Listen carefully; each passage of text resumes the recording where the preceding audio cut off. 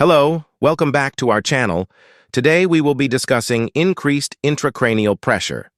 Increased intracranial pressure, ICP, poses a difficult challenge in neurology.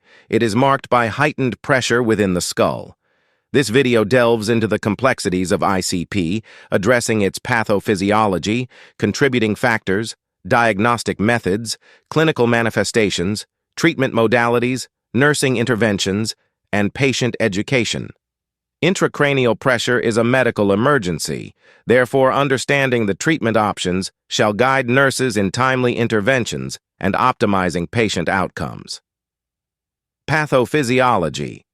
The pathophysiology of increased intracranial pressure is a multi-layered interplay of mechanisms governing cerebral physiology.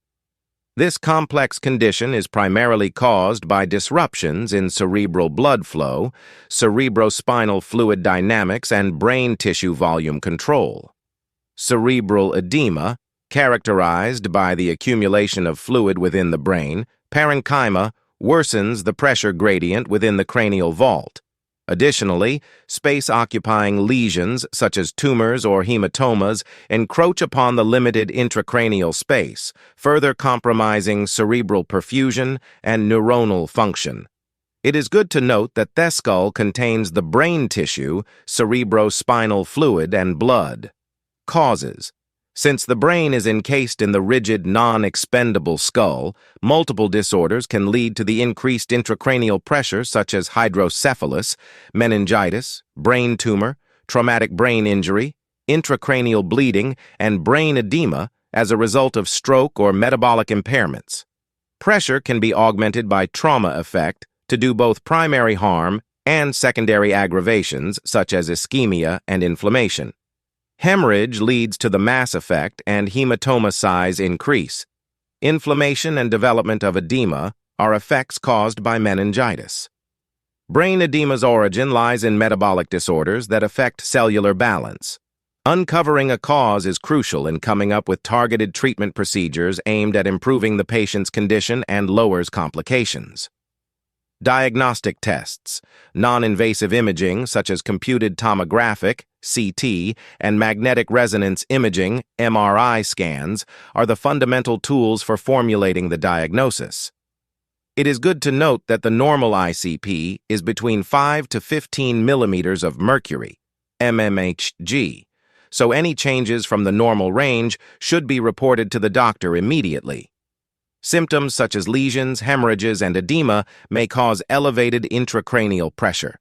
Invasive techniques such as intracranial pressure monitoring, which in real time measure the pressure within the cranial vault, might provide information that benefits treatment and decision-making and also address dynamic changes. Neurologic examinations such as Glasgow's Coma Scale, GCS, is used to assess patients' response to tactile stimuli and the level of consciousness. The highest possible Glasgow Coma Scale level is 15, and the lowest is 3.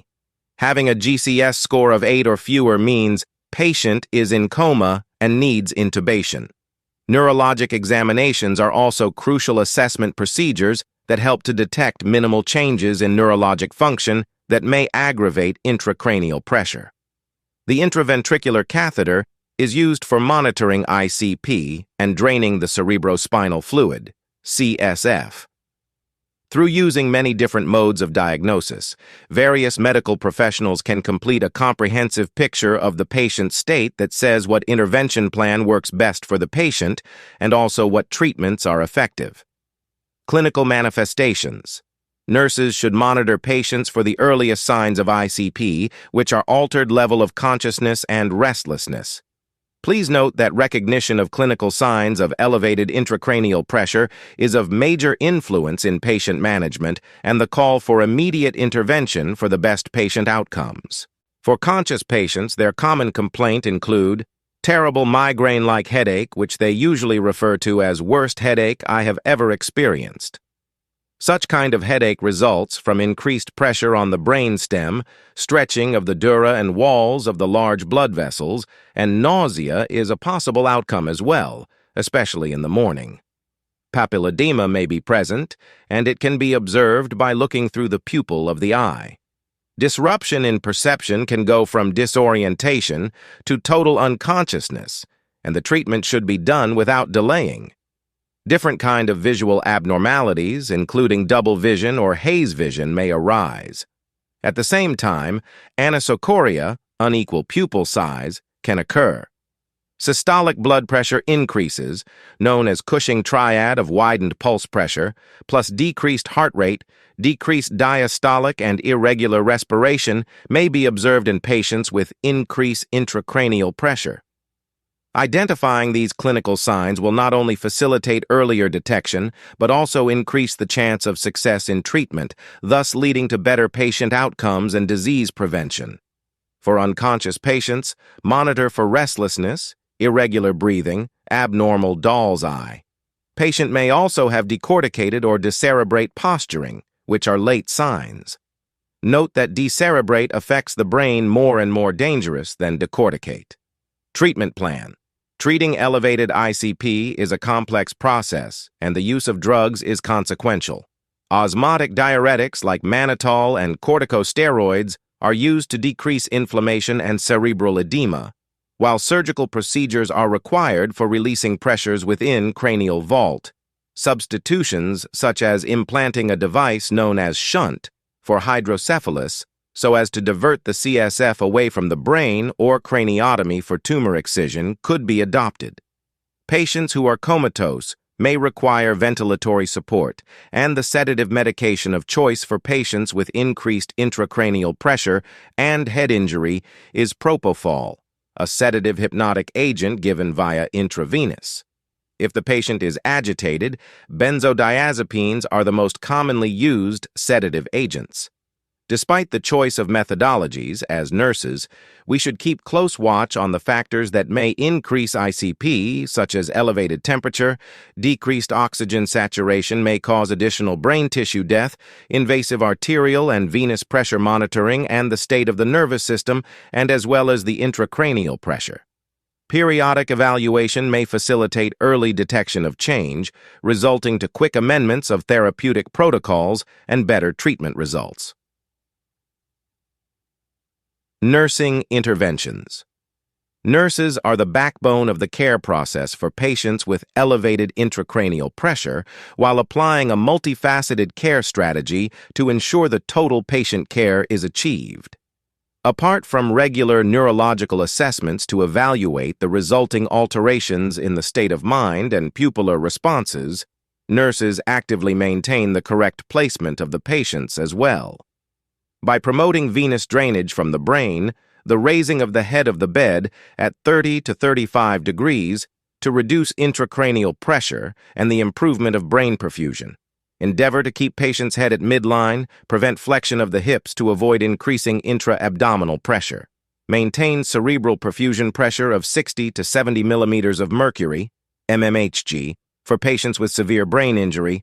Nursing care also involve pain control, which should be one of its primary tasks, because comfort of a patient well affects recovery process. Monitor oxygen saturation, vital signs, and urine output.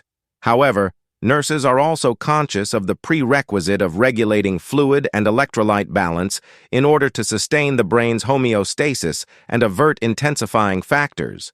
Therefore, they are very careful about this requirement. Implement seizure precautions by padding the bed rails.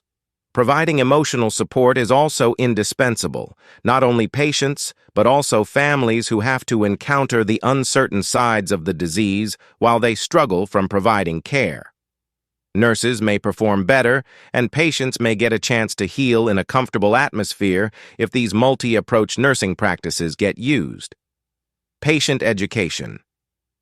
Patient education is the basis of elevated intracranial pressure management.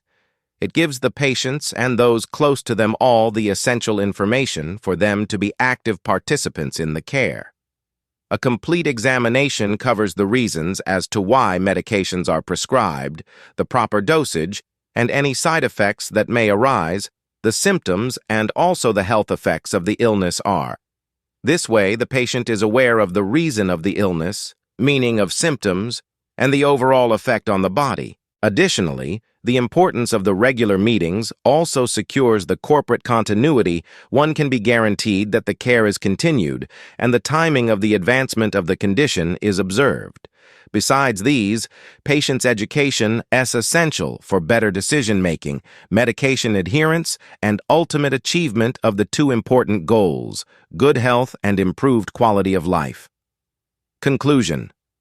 Patient education is able to advance patients' empowerment, which is important because it helps to raise awareness, encourage patients' participation, and enhance patients' medication adherence to the personalized treatment plan. Thanks for watching. Kindly subscribe to our channel, like, share, and press the bell icon for more educational nursing videos. Until then, remain blessed.